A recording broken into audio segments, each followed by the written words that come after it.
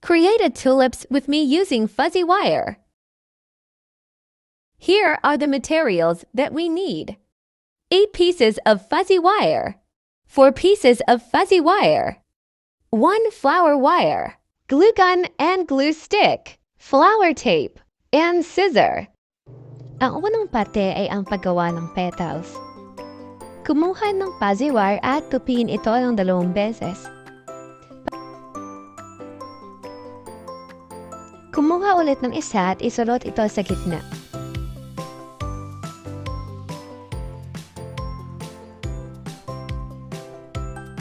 Hatiin sa gitna at pisilin ang dulo.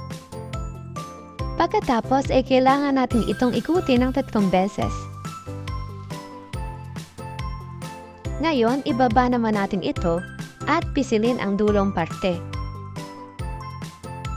Kailangan naman nating ayusin upang pagpantay-pantayin.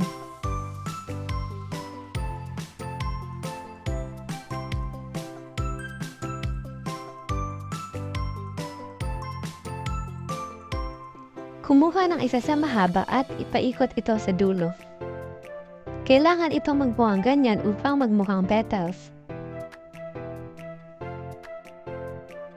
Sa pagkuha ng tulips ay kinakailangan natin ng 4 na petals. Sundin lamang natin ang mga ginawa kanina hanggang makabuo tayo ng 4 na petals.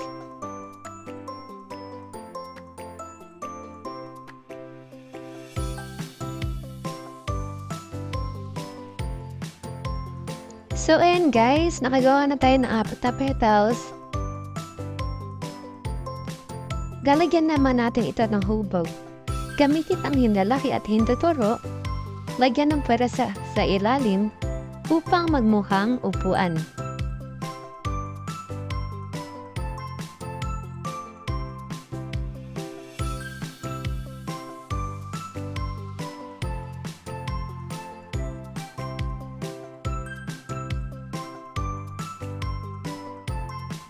Ang pangalawang parte ay ang paggawa ng dahon.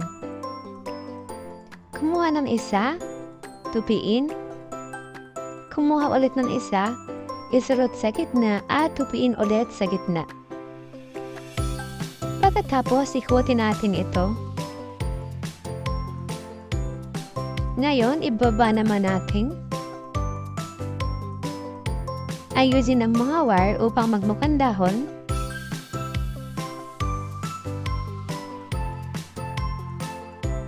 Kumuha ng kahit na alin sa mahabang parte at ikutin ito.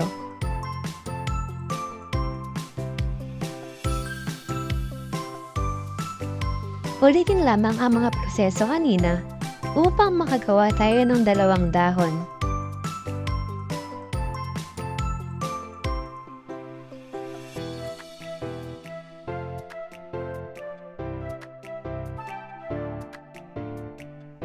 So, ayan, meron na tayong 4 na petals at 2 dahon. Ang pangatlong proseso ay ang pagdidikit. Kinakailangan na natin ng isang flower wire kasama na ang glue gun at glue stick.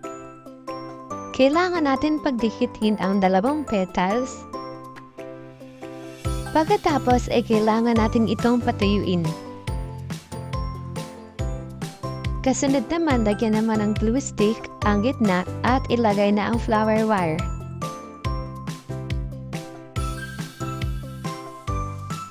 Ngayon ay idikit ang pangatlo at pang-4.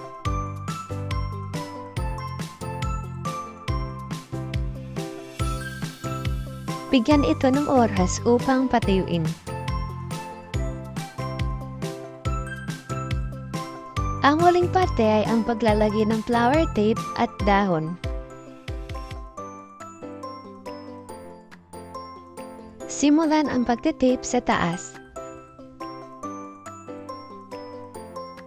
Kumuha ng isang dahon at sukatin kung saang parte mo ito gustong ilagay. Pagkatapos ay tape lamang ito at kuhanin ulit ang isang dahon dahil kailangan natin itong pagpantayin. Pagkatapos niyan ay pwede na nating diretsuhin ang pagtitape. Lagyan lamang ng glue stick ang dulo upang maisarado ito ng maayos.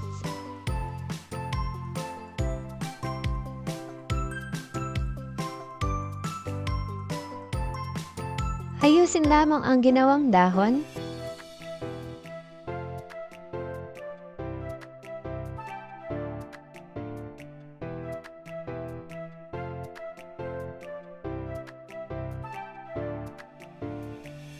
So, ayan na guys, yung mga nagawa nating tulips.